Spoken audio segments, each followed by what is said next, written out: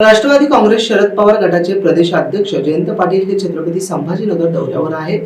यावेळी त्यांनी छत्रपती शाहू महाराज यांच्या पुतळ्याला पुष्पहार घालून अभिवादन देखील केले। चला बाजूला चला ना भैया, चला ना आले आले।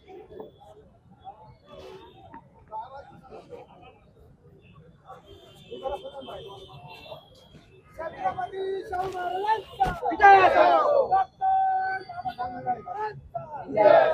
छत्रपती शाहू महाराजांचा विजय असो।